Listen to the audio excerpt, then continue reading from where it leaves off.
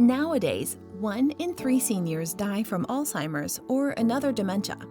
Decades before the clinical symptoms become apparent, individuals who are at high risk of Alzheimer's disease have shown reduced brain blood flow and metabolism and altered gut microbiome composition.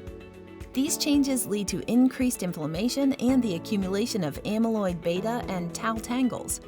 Therefore, early detection of the changes in the brain and gut and using interventions to restore the deficits would be critical to mitigate the risk for Alzheimer's disease.